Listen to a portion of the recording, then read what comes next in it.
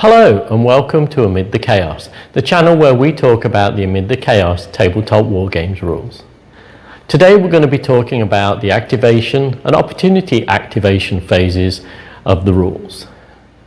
But first we have some exciting news at the end of the video if you'd like to stay tuned about another supplement we're working on.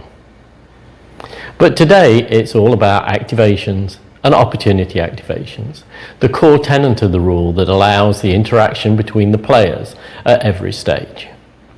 I'd like to go through some examples to hopefully increase your understanding of that aspect of the game. So in this example, we're going to go through the activations and opportunity activations available to these two sides. On the left-hand side, we have a parliamentary force that's all pike and shot. And on the right-hand side, we have a royalist force with 3 pike and shot, and then an impetuous cavalry unit. So the first thing that happens in the phase is to determine the sub-commander's initiative. So Parliament rolls at 3, and the royalists roll a 6. Now what this means is that the royalists will have the opportunity to activate first. They can decide that they want to activate their troops and go through movement and firing, or they can pass to the parliamentary side, who rolled a 3, and just react using opportunity activations to whatever it is the parliament side do. In this particular case, the royalists decide that they're going to activate. So normal movement is 2 hexes. So the royalists are going to move up 1, and then they're going to take an order test for a second action. They roll a 7, so they pass. So they will move 1 forward. They are marked as having completed their movement action, but they have not fired because they do not have a target. Passing to the second, he will do exactly the same. He's going to move forwards 2. He needs a 5 for an order test, that's correct. So likewise, he will be moved, he would be marked as moved. The third unit is going to do the same. 1, 2. He passes his order test. For his second movement, he is marked as moved. Now the impetuous cavalry has a first move of 3, and they're just going to move 3, so they'll be marked as only having completed 1 movement, and will be able to activate later if they determine they want to do so as an opportunity activation. The sub-commander then moves his 3 to maintain his units in his command. So with this setup, we have the parliamentary side with 4 units of pike and shot against the royalist side with 3 units of pike and shot and some impetuous cavalry at the top end here. The sub-commanders have already rolled for their initiative, so this royalist sub-commander got a 6, this parliamentary sub-commander received a 3, so the royalists will activate first. They decide the first thing they're going to do is move this bottom pike and shot unit, and they're going to move to there, with the intent of moving into this square, this hex here. The parliamentary side decide they want to shoot here first. They haven't issued any orders yet. The royalist side say, okay, then we're going to shoot back. They have moved once, or in the process of moving once, so they will need to pass an order test, which they do. So both sides can now fire. The royalist side have a ranged combat value of 12 against the defensive value of 4, so that will be 3 dice for the royalists and 3 dice for the Royalists, 1 for the Parliament. So that is no effect, because the parliamentary dice was greater than. The Parliament decide to return fire, and their range combat value is 6 against the defense value of 6.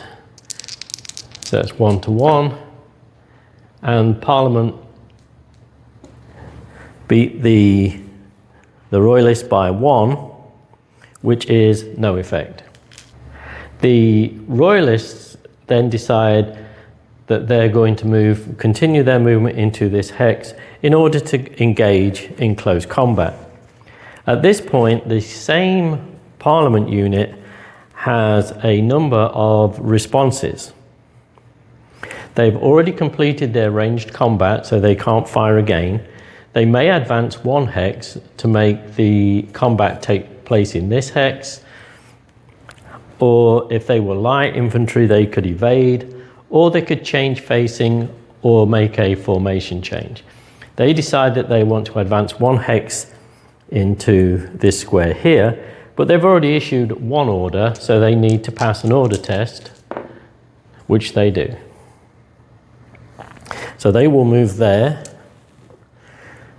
which would be their first movement order. Because they're engaged in close combat, neither side can move further, so they're both marked as moved. In this example, I've replaced the larger pike and shot unit of the Royalists with a unit of dragoons. They have the light attribute as well as the dragoon attribute, which allows them to shoot at 360 degrees. This pike and shot unit decides they want to move into contact with the dragoons. The dragoons decide that they want to fire on this particular unit. It's their first activation, so they will get to fire. They have a range combat value of 6 against this unit's range defensive value of 4. The Parliament in this case are higher than the dragoons, so they are no effect. So the Parliament have closed combat with the dragoons. The dragoons don't like this very much, so they will try and evade. They will need to pass an order test because they've already issued 1 order, and they pass. So light dragoon movement is 3, so they will move 3 hexes to the rear. 1, 2, 3.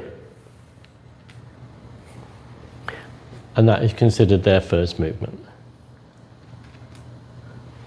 If they were to take another movement action, they would have to continue to evade back a further 2 hexes. So in this instance, the parliamentary side has moved into this hex with the intent of going here to engage this Royalist unit in close combat. When they advance 1 hex, both exchange fire to no effect. The Royalists would then have an opportunity to advance 1 hex and make the combat be fought here, which they will try and do. So they will need to pass an order test in order to do that, which is a 6, and they fail. So they're marked as fully moved, and the Royalists continue movement to engage in close combat. Now in this example, this parliamentary unit who started out here wanted to move into this hex to engage this unit in the flank. Both sides fired to no effect. They can continue their movement, which would be 2 hexes into this hex. Now, the Royalists, one of their opportunities is to change facing, but only if the initial approach came from within their line of sight, which it didn't. So they will not be able to change facing in order to meet that attack. So in this example, this parliamentary unit moved forward with the intent of moving into this hex to engage this unit in close combat. Both of these units are fired to no effect. The Parliament wants to continue this move, which is their second hex, which would put them there. They would then be marked as having completed their first move. So they will attempt to fire at this unit while it was positioned in their hex. Now their ranged combat value is 6, their defensive value is 4, so they will get 2 dice to 1 in order to do so. They beat the Parliament side by 2 plus 1 because that also beat that, or was equal to or greater than. So the difference there is 3. On a pushback of 3, remember they were in this hex, they would be pushed back 1 hex to there and marked as moved, and then they would have to take a discipline test. So in this example, this large pike and shot unit for Parliament has an intent of engaging this unit and this unit in close combat by occupying this hex.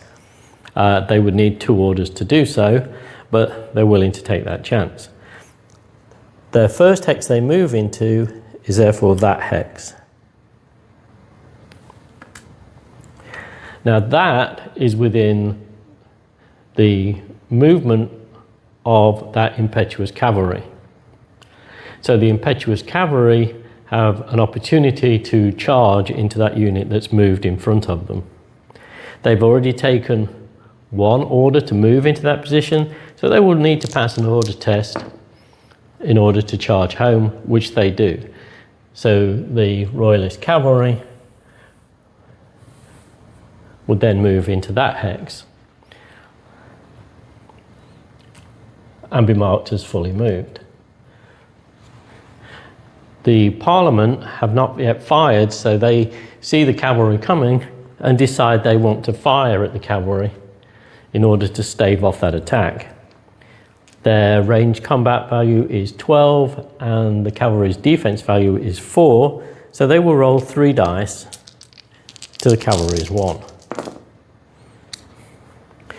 And they end up beating him by 1 for that dice, and then because this is also equal to or greater to, so the difference would be 2, which means the target is halted and the target is marked as moved, and he takes a discipline test.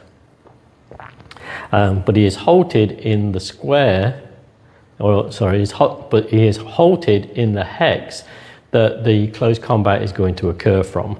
So both sides are then marked as having moved. The Parliament side is unable to complete his plan of moving into this hex to combat the 2 infantry regiments. In this example, the Royalist cavalry has declared an intent to move into this hex and close combat that large pike and shot unit. Neither side has performed any orders as of yet. The Royalist cavalry move in as to move into combat. The opportunity that the Parliament side decide to take is to move into a hedgehog. Now the formation change doesn't require an order. Any formation change can be used at the start of any movement. So they're marked as having moved for their first movement order, and they are successfully in hedgehog formation. The Royalist cavalry at this point decide they do not want to continue their charge and will hold at this point. Having changed into hedgehog formation though, this parliamentary unit now decide they want to fire at the Royalist cavalry. They will need an order test to do so because they've already completed a movement, and they pass, so they will be allowed to fire. So they pass the order test to fire. Their close combat value is 16, plus 4 because they're firing at a mounted unit for 20, and then because they're infantry and hedgehog formation, that is halved for a value of 10.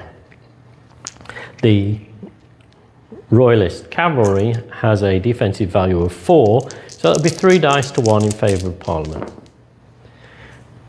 In this case, they beat them by 3, and then because both of these are equal to the Royalist roll, that will be a difference of 3, 4, 5. In this case, the Royalist cavalry will be pushed 1 hex,